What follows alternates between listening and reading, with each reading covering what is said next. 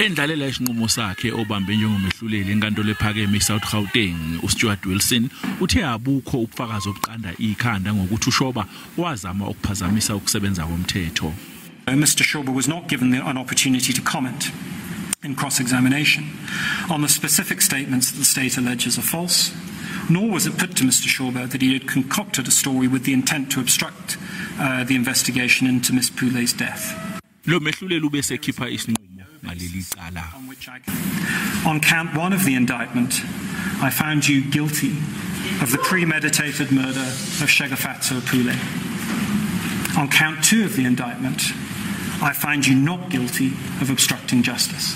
UShoba elahlwe yicala lokudlinza ngokubulala isinqandamathe sakhe ubesetshelwa ngokuzolandela. Given that the verdict I've reached on the primary count on the indictment, it's now necessary for me to hear evidence and argument relating to the appropriate sentence. I will hear that evidence and argument on the 10th of May 2022.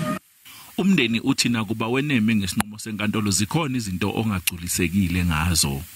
It's going to bring closure on the part that we now know that he is involved or he was involved in the planning and murdering of Tushegofatso.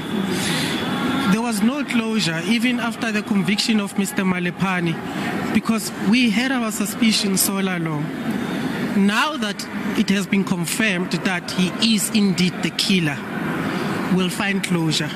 Uqhiphize izinyembezi uNtuthuko Shoba ngenkathi eqeda kulahlwa yicala lokudlinza ngokubulala isinqandamathe sakhe uTshegofatso Pule owayeneminyaka engama-28 ubudala mhla zizine kuNhlangulana wango-2020. Kubikwa ukuthi okwadala ingxabano phakathi kukaPule noShoba ngokuthi uPule wayesezethwele nokuyinto engafunikizwa uShoba kwazise ushadelwe unonkosikazi. uPule wadutshulwa ezethwele enjalo isidumbu sakhe satholakala silenga esihlahleni eDurban Deep eRoadeport. Ningukhalvin Mhla kwizindaba ze SABC ngibika ngiseGoli.